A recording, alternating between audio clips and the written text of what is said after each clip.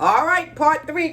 This is the last segment right now. Once again, I'm Krista Bodie-Smith, and I just want to thank you so much, Frederick, for doing this. You know, I called you Frederick all day today. You know, I'm trying to be proper. Right? I'll never call you Frederick. I'm going to call him Frederick. I used to call him Fred, But, you know, you really got to go back and check out the first 2 parts. I think we did an excellent job of, you know, putting our life on display for you guys just to kind of help somebody.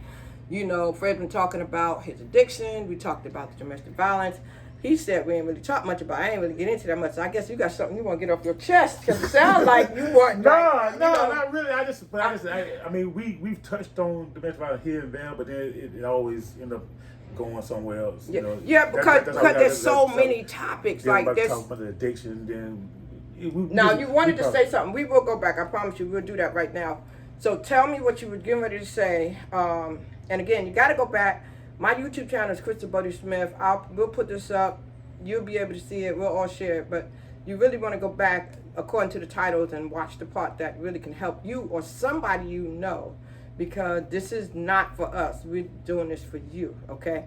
So you said you found out about yourself mentally. Yeah, you know. Like I said, and bring them up to it because this is another section. So basically, you discovered, you said something about being diagnosed with schizophrenia. It's called schizoaffective. Yes, but schizoaffective is the schizophrenia and bipolar. So when me and you was together and all that, you seen a lot of my bipolarness. Woo! But the thing is, I didn't know that I had a problem. The voices that I heard in my head from schizophrenia, I thought everybody heard voices. And you should say that. You said that to me after you said, and I was like, okay. Yeah, because I mean, people know that my parents and older people say all the time, you know, I'm talking to myself, or you know, don't listen to that voice in your head. It's just different stuff. But they talk about, you know. So I'm thinking just from hearing them type conversations and statements, that everybody heard voices. So that's kind of deep because we do talk about like our subconscious, and sometimes like spiritually people will say, I heard a voice, but that's God's voice. So that's deep what you just said, because how would somebody know if it's not that? And it's you would know because you remember me, because you know when I was in church, I was in church. I had I would have my prayer, my session with time with God. So I knew God's voice away from the voice. Because I realized I've been dealing with these voices, these voices in my head for so long. Okay. They have their own distinct personality. Wow. They have their own personality. So it's like when God used to speak to me, I knew I automatically knew the difference because you know God's voice. Right. You know what I'm saying? God gonna reveal Himself to you that way so that you do know that it's Him. He just ain't gonna just, especially you're dealing with stuff like hearing voices. So but like I said, for a long time I didn't realize what was wrong with me until I got incarcerated. And so when you went and you started getting help and you started taking medicine, I saw a big change in you. I saw, at first you took a medicine that kind of was too much because it had you like a zombie. I was like, that's not the Fred I know. We were like, woo, because it was too much. Yeah, but then when you found that balance, like, look at you now, like, wow, it's like you don't even have, it's like there's nothing wrong because you found the right chemical balance. Yeah. So what would you tell somebody that has an issue and they maybe don't want to take medicine, or maybe don't want to tell their family, maybe they're unsure, and maybe they have some of these symptoms? What would you say to them? The only thing I could tell them is that you gotta go out and really, if you having these symptoms or different things, you gotta go seek help, because if not, it's only gonna get worse. It's gonna get worse. You're not gonna know what you're going through. You're gonna wonder why you're going through certain things. Why you react certain ways. But if you go and get some help, they can open your eyes. They can, and then you're gonna have to do some research on your own. If they diagnose you with something, you gotta do some research on your own to find out what you diagnosed with and why things are happening the way they happen in your head. You know what I'm saying? And don't just accept the diagnosis, because sometimes it could be a different variation, right? Yeah, because for years they just thought I was just bipolar. Right. So I mean. So there's a difference. There's a difference. But now I take the blame on that too, because I never mentioned the voices. Okay. So, because They used to ask me if I'm hearing voice. I was like, no, I don't. But I was. Okay. Like I said, I thought he was talking about something different. Right. I thought everybody heard Right. voices. Right. So I never told them what I was really going all the way through. That's why my full diagnosis came so late. You got to send that to me so I can read that up so I can understand. Did you tell the girls that new diagnosis? I don't think we know about that. Did they? I've been diagnosed. I knew about the combination bipolar and schizophrenia. Yeah, but that's what it's called, schizoaffective. That's what that is. So I got to look that up. They don't call it. They used to call it something else. Well, I just want to tell you that. I'm so proud of the way that you have adjusted your life. You didn't make excuses. You made adjustments, and you figured it out, and you did the right thing. You went through some ups and downs at first because you had to figure it out. And I mean, when I look at you now, and you got a new truck, and you've been on your job for a while now. How long you been there now? About a year and a half. And you got a wonderful woman now in your life, and so it can change, y'all. You can definitely find that balance. You can find that happiness. You can get control of your life again. So Fred is a prime example. I mean, if people wanted to reach out to you from this video, you might get some comments, and people might say, "Hey, help! Can you?" This might open up a door for you for people to reach out to you. Sometimes that's what happens when I do videos. People reach out, and they may reach out and ask, personally for some stuff, So, I want to help however I can, because Rika, she got a couple friends that deal with mental health issues. Yeah, she do. And she always called me, asked me, can you come talk to him? Can you just see what's going on with his head? So, And I try to get her to go get talk, and because she really hasn't effectively. Honestly, I try to get everybody, all of them, to go talk, because of some of the stuff we put them through, and because of some of the stuff that they suppress and they joke about. But they need to get it out. Like, they need to really figure it out and get it out and talk about it, because it's going to affect their relationship. They're going to take it into a relationship subconsciously. They're not going to know they're taking it in there, and I don't want them to do that. So I just really want to tell you how proud I am of the man you are becoming, because we're all still becoming, like Michelle Obama wrote the book. We haven't become there yet, because each and every day we can still personally develop and still become better.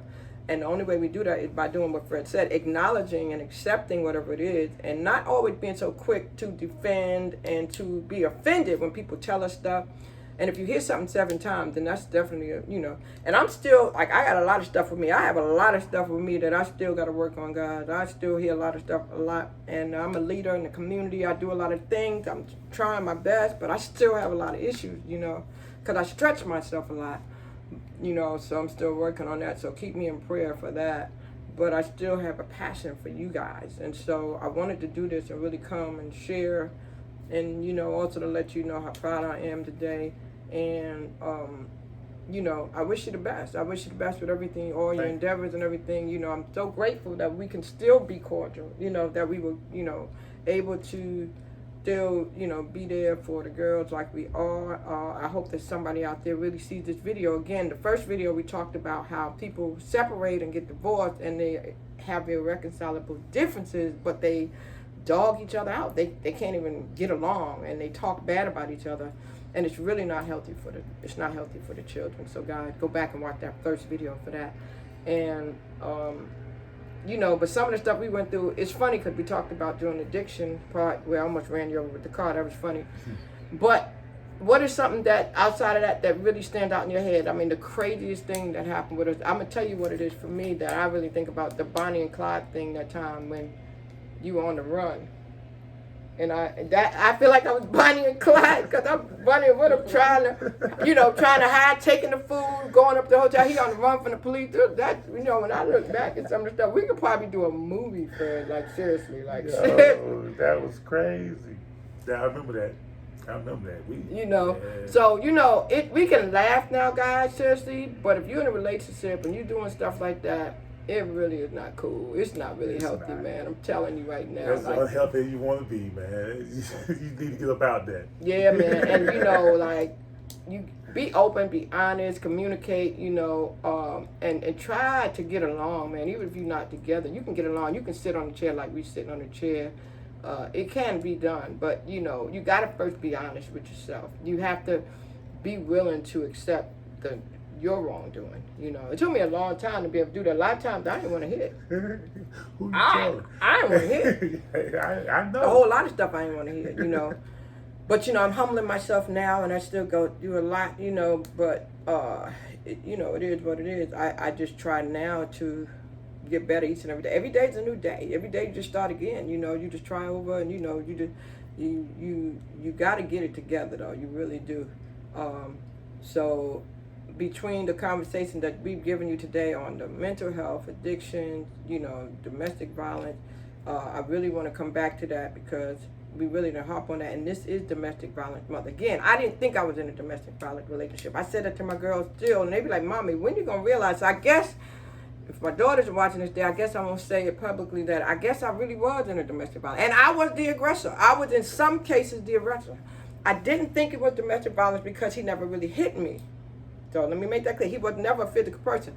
But he would piss me the hell off, go out there, spend the money, get high, stay out, and I would hit him when he came back because I'm mad. I would grab him or I would do stuff to him. I am that woman, and you might be too. But that's still not right. That still don't make it right either. So we have to really, really, really recognize during this month, a lot of people, I think I heard a statistic last week on the live I did from the young lady from Interact that 50 people have already died this year from domestic violence, and 21 of them was suicide. So 50 of them, but the other partner killed the other one, but 21 of them, they took their own life because of the domestic violence relationship. So I wanted to do this video to really bring awareness more to domestic violence because there's different kinds. There's verbal, there's physical, there's emotional. Some women are in financial domestic violence relationship. They stay in it because they feel like they don't have the money. So really do some research on it and learn because it's real, man. It's real. And we are affecting our children. We're affecting them, man. They seeing us, they taking that into their relationships or they taking it into their interviewing and, when they taking it, the guys, they taking it in, man. If they see the mom and they see the dad hitting the mom, then they wake up and they raise up and they get in a relationship hitting on girls. So we got to be real careful about that. Do you agree? Oh yeah, most definitely. Got to be careful what you do and say to the kids, and like I said, around the kids. Like I said, that was one of the things that used to really that probably started a whole another argument between you and I. Whenever you would bring the kids in there, because I was like, they were girls. Right. They don't need to see this. They don't need to really. If they hear us arguing, that's one thing. If they see it. Yeah, I got pictures. I still got pictures right now of 801 Carlisle one time when you came in, and the whole living room is on the floor. The wall unit, the TV, everything. The whole thing was on the floor. Blanked. And I kept that picture because I never wanted to allow myself to get back in a relationship because I had to remind myself that I tore the house up just so I wouldn't have to tear you up. Yeah, and I appreciate that. When I look at it now, I mean that's a good thing. That's a good thing. He was angry. I was angry because he stayed out. He spent the money and everything. So now I don't know if that's the time he was in the kitchen and I might have grabbed the knife or something. I mean, there's been some stuff, y'all. I'm trying to tell you. And to keep from putting his hands on me, he might have grabbed something else. And I'm the woman that I am that provocative one that I keep coming. I will. So we got to do better. We got to do better. We got to fix it. We got to get the help we need. We got to get the counseling. We got to talk to one another. We got to figure out what it is. We got to figure out if we are really not compatible, and if we can't figure out a way to fix it, and then we need to leave because that's just not healthy. That's the bottom line. No. If we stay in it, we have to make a decision that we're going to do the right thing to not continue to do that. Or we need to get out of it because that is not good for the children or just for the two people. If you don't have no children, it's not good for you. And so there's a lot to recognize about it. Do your research and check and then find out that Interact is always available and there's other places you can go to. So I thank you for that. And like again, I say I apologize for that, for being who I was, you know, I know now. That's why I'm real. That's why I'm real selective now. I took a lot of time to work on me, to figure me out, to know, because sometimes when we do get back in another relationship, we keep going, then we carry that stuff into it. You know what I'm saying? And you really just have to know what your triggers are and stuff like that. You have to learn who you are and what triggers you, what you will do, what you won't do, what you don't want to tolerate, and you have to know what you stand for. What are your morals? What are your values? So you have to do that, and then you'll be good. So I appreciate what we did today, Fred, and I think that this will help somebody overall. I really enjoyed it. I was kind of skeptical.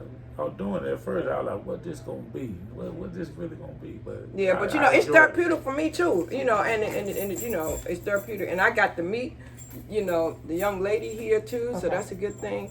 And I really, really, really want, you know, to give you the opportunity to say anything you want to say in closing remarks in regards to any of the topics that we talked about. And I want to encourage you to keep going back out for your dreams, man. You know, between the cooking or the writing or something. Y'all gonna be hearing about me. Y'all gonna be hearing. Yeah, you most definitely will. And because one of the things I want to do, I want to start. This is after I complete a couple other things, but this is one of my long-term goals. Is to have a program that really helps people coming out of prison. I figured you would. You know, but a program that's going to because when you're in prison, you got a lot of time to think. You come up with some of the greatest ideas for businesses. But when they get out, there's nobody to help support that dream. Or they might don't have the money to support that dream. But that it. They put the pitch out there. What you looking for? If you're an investor and you watching it, you heard him. He's getting his life together. He has a dream he wants to fulfill. He wants to do something out here in the community. He's recognized a need. He recognized the void that he wants to fill. If you have some funds available, how can they reach you if that's the case? Oh, you can reach me on my email at uglyburger.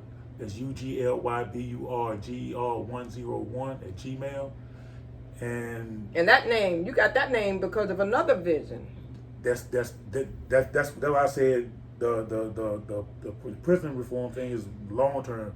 The short term is to get Ugly Burger up and running.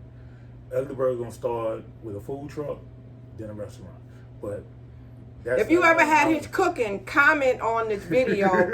If you ever had Chef Fred's cooking, shout Hallelujah Catering Company. I'm in touch with the young lady that you catered her wedding, that we did the wedding. They just had I think their 10th anniversary when we did the wedding in the hotel. Yeah. You know, he's cooked for a lot of people. I never forget when you did that food for Bishop and Pastor Jonelle at their house. You know, he's good, man. He's great at what he does. And he's good, man. He's really good when it comes to cooking. He knows how to bring that flavor to the food. Not just, you know, you do that. A little bit of everything, you know. Yes, I do. That exquisite, fine dining. I love fine dining. But I do all cuisines, man. I know everything. I don't say I know everything. I know a lot. Right. You know, still learning stuff every day. You know. Right. But you went to you didn't really go to culinary school. You went to that program downtown, right? You didn't do much after that. What was that program? Something fish. It was something fish. I forgot what it was called. I can't think of it either. But yeah, because that was just I went there just to get a certificate to say that I did get some type of formal teaching. You know what I'm saying? But everything I learned from just the different chefs that I used to work up under. In the country club. Yeah, country club, the carriage house at the old plantation inn. Oh yeah. I mean, working up under this great chef named Cliff Vogelsberg, man. He had his own place, Cliff's. You know, and Clifton's. Yeah, and the private parties. I remember we did private parties. We would go in and bring we go to some of these people in the higher income brackets into their house and do private parties. Fred would cook for them. So yeah, if you need that, you still available for personal chef services? Yes, I am. All right, Ugly Burger 101 at Gmail. At Gmail, Ugly Burger 101 at Gmail. If you need a good chef for a private party, email him at uglyburger101 at Gmail or comment on this video because he can still do personal parties. Christmas is coming up, Thanksgiving coming up. He used to do packages where he would actually cook food for the week, Yeah. and then some people, they like to prep their food for the week, and he would prep it for the week and take it there. So he can do that for you. So make sure you contact him if that's what you need, because he's the man for that. I'm kind of spoiled because it's like everybody I got with, they were chefs. So I finally started really coming into my own cooking skills after I got away from y'all, because they did all the cooking most of the time, you know. So then I started cooking a little bit, and then discovering, oh, I can cook too, because I never really wanted to, because they were always doing such a great job, you know. So that's a good thing. And yeah, that's a great thing. And then of course, I'm Crystal Bodie Smith. You can follow me at www.iamcrystalbodysmith.com, www.iamcrystalbodysmith.com. Right now, my YouTube channel is Crystal Bodie Smith. And look us up, man. If you enjoyed anything, or if anything we did in these videos, these 3 videos today that really, really touched your heart, or if it's something that, you know, we can do to point you in the right direction. I do know some resources out here. I'm affiliated with a couple of different organizations. I have an organization too, Capital City Hope Foundation. My mission with that foundation is to stir up the gift, instill hope, and save lives. But I'm a community liaison for hope. You know, I like to help people. You know, the Christmas season's coming up. I usually give out about 1,500 toys to needy families. I like to help the elderly and the people who are doing stuff. You know, I have a heart for the homeless. You know, so I do quite a bit of things. You know, most of you know that I'm also like a practical financial literacy counselor and marketing global leader, helping people to set up home-based businesses. So I do quite a bit. It's all about helping people to be able to thrive and not just survive in life. You know, so Fred, I just want to thank you again for this opportunity for us to really share openly. And you know, maybe we'll do this again. We might get a request for it. You never know. People might see. But it's been really real, man. I thank you so much. I know the girls appreciate you. I appreciate the way that you are coming back around and trying to, you know, revitalize things. And you know, I'm so happy that you didn't stop trying. You know what I'm saying? So I would tell any parent, don't stop. It gets rough, because I know there was times when you wanted to just say, man, forget this. Man, you know, so many times, because I'm like, I done tried, I done did my part, but then it's just, I love them, man. I miss them in my life. And you see, I got y'all. You know, I still have that. Estelle, I got, see right there. That's both of my husbands. I got a picture of my first and my second. I try to keep, you know, the connection. So that's, ladies, you know, on my closing comment, I want to say, keep the connection, man. Keep the connection. If you created this child and you have children, you know, stop breaking the connection. Stop passing that stuff on that you went through onto the kids, man. It's not healthy for them mentally, emotionally, spiritually, physically. It's not. Let them be connected. Stay out of that. You have nothing to do with their relationship. You know, they need their parent. They need to know their connection. They need to know their blood type. They might need them one day. They might need a transfusion or something. You know, you don't know what blessings you blocking, man. So we got to stop that. We got to be mature. You said a good word when you said maturity. We got to be mature, okay? All right. Thank you so much for stopping by and listening once again. My motto I always tell people is keep hope alive, regardless what you're going through, regardless what it looks like. Have faith, have hope, but some people don't have faith. You know, it's a substance of things hoped for and the evidence of things not seen. So I just want to tell you that please, please, please have a little faith, regardless of what you're going through. And if I can help you in any way, you can email me at shoutcrystal@gmail.com. Like you shout hallelujah, just shout Crystal. That's SHOUTCRYSTAL@gmail.com. Once again, his email is uglyburger, UGLYBUGER101@gmail.com. If you would like to help support this man with his vision to help those coming out to prevent the recidivism, to do what he wants to do from his own personal experiences, to help people coming out here in society trying to get themselves together after being incarcerated, send him something. If you want to help him with that vision, you know, positive vision, or help him with his ugly burger vision. If you know, there's a lot of spaces out here right now. Businesses closed. There's a lot of places. So, you know, hit them up if you have a building, if you know of a building, you know. And God bless you all. We look forward to seeing you soon. I will be coming back with a lot more videos that I hope, that will help people in different areas, you know. Stella, I might call you one day since your area is mental health, you know, because that's an area, you know, I'm just trying to be positive. I'm just trying to, you know, this is what I do. I'm going to say this. You don't know this about Crystal, but Crystal, I've been through a lot. I've been through a lot of losses. I lost my mom, my dad, and my brother to cancer. My sister has survived cancer 4 times, 3 brain surgeries, and a stroke. I just found out yesterday that she's got moderate dementia. So she's basically, it's not going to be much longer before she can't even remember who I am and things like that. So I'm trying my best. So you're going to see a lot of videos. You're going to see more videos now than you ever seen before because I'm going to be trying to make more memories, okay? So I'm going to get off this video before I get emotional. But just know that I love you and keep hope alive. Bye-bye.